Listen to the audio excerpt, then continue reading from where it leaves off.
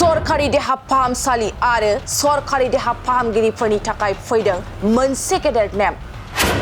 सरकारि देहा फाहामगिरिफ्रा बेरामिफोरनो प्रेसक्रिप्शनाव जायखिजाया मुलिफोरखौ गोसोबादि लिरनो मोननाय नंला। जुदि हस्पिटालाव गैयै मुलिखौ देहा फाहामगिरिफ्रा प्रेसक्रिप्शनाव लिरना हरोब्ला सरकारि देहा फाहामगिरिफ्रा खैफोदाव गोग्लैगोन।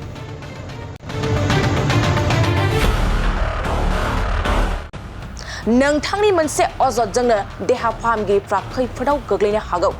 15 फेब्रुवारिनिफ्राय सरकारा मोनसे हेल्पलाइन नम्बर फोसावनाय जागोन। बे WhatsApp नम्बरनि गेजेरजों नोंथाङा अजद हरनो हागोन।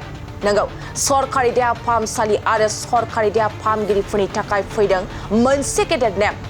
देहा फाहामगिरिफ्रा बेरामिनो सरकारि देहा फाहामसालिफ्राव थानाय मुलिफोरखौल' प्रेसक्रिप्शनाव लिरना हरनांगोन आरो बे नेमा 15 फेब्रुवारिनिफ्राय रायजोआव फैगोन। सरकारा बेबादि देहा फाहामगिरिफोरनि बेरेखायै गोख्रों राहा लागोन। गुबुन गुबुन समाव माखासे सरकारि देहा फाहामगिरिफोरनि सायाव बेसेन गोसा मुलि हरनायनि अजद होनाय जादोंमोन।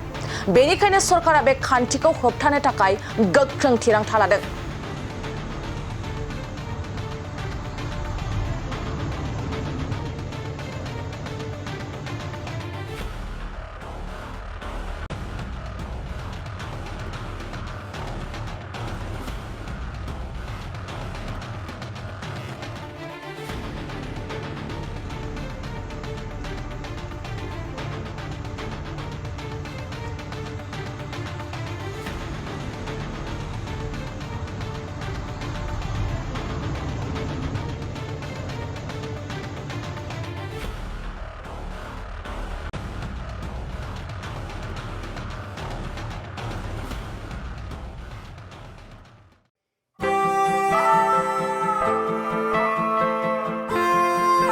ब्रैथि क'क्राझार थुनलाइयारि फोरबो खुंफुंनो थाखाय साखाफारा।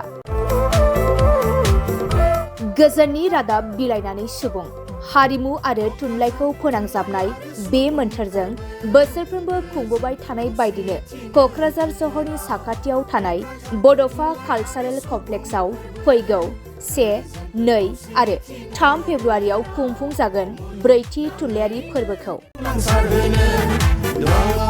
बायदि बायदि रंगिना संगिना हाबाफारिजों खुंफुंजागोन ब्रैथि क'क्राझार थुनलाइयारि फोरबोखौ।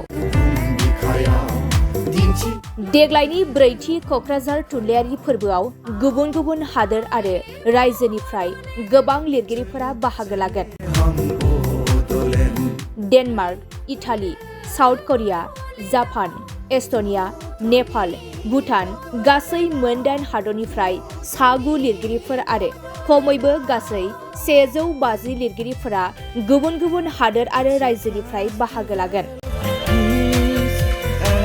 बिनि अनगायैबो गोबां हादोर आरो रायजोनि दैदेनगिरिफोराबो बे हाबाफारियाव बाहागो लागोन।